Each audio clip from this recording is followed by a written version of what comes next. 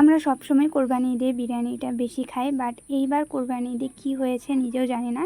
এই পর্যন্ত একবারও বিরিয়ানি খাইনি, তো ভাবলাম যে আজকে একটু বিরিয়ানি রান্না করব।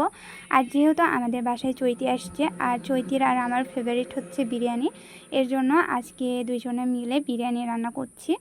তো এখানে হচ্ছে প্রথমে আমি মাংসটা দিয়ে দিলাম, তারপর দিয়ে দিলাম পেঁয়াজ, দারচিনি, তারপর দিয়ে দিলাম বিরিয়ানি মশলা, আর তার সাথে দিয়ে দিলাম কাজু কিশমিশ বাটা, টক দই, তারপর দিয়ে দিব তেল।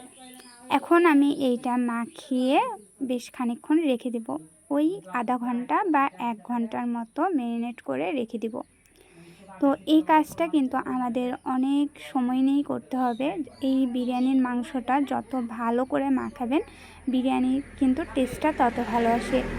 আর আমি এখানে সয়াবিনের তেল ইউজ করেছি, আপনারা অবশ্যই এখানে সরিষার তেল ইউজ করবেন, এতে বিরিয়ানির টেস্টটা আরও বেশি ভালো আসবে। আর একটা জিনিস লক্ষ্য করেছেন কি না, এখনও কিন্তু আমি এখানে আদা রসুন বাটা দিইনি। তো এই তো রেস্টে দেওয়ার পর আমি বিরিয়ানির মাংসটা এখানে বসিয়ে দিয়েছিলাম, আলু আর উপর দিয়ে কয়েকটা কাঁচা মরিচ দিয়ে। তো মাংসটা এখন একটু ভালো করে 5 মিনিটের মতো কষিয়ে নিয়েছি, মানে যতক্ষণ না মাংস থেকে পানি বের হয়ে আসছে ততক্ষণ। আমি কিন্তু এখনও এখানে পানি অ্যাড করিনি। ভালো করে মাংসটা উল্টে পাল্টে দেওয়ার পর আমি এখানে আবারও ঢাকা দিয়ে একদম মাংস থেকে সম্পূর্ণ পানি যখন ছেড়ে দিবে, তখন আমি এই পর্যায়ে এখানে আদা রসুন বাটাটা অ্যাড করে দেব। তারপর এখানে দিয়ে দিলাম দারচিনির গুঁড়া আর এলাচের গুঁড়া। তো যেহেতু আমি এখানে বিরিয়ানি মশলা অ্যাড করেছি, এজন্য দারচিনির গুঁড়া আর এলাচের গুঁড়াটা একটু দেখে শুনে দিতে হবে, যাতে পরিমাণে বেশি না হয়ে যায়।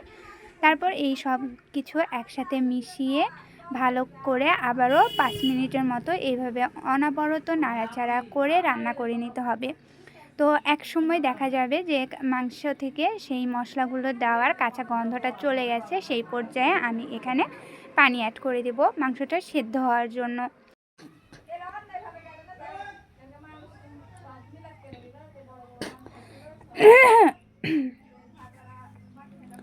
তো এই তো এখানে আমি পানিটা অ্যাড করে দিলাম, আর এই পানিটা শুকানো পর্যন্ত একদম পানিটা যতক্ষণ না শুকাবে ততক্ষণ এইটা রান্না করে নেব। আর এই পানিতে আশা করি মাংসটা সেদ্ধ হয়ে যাবে।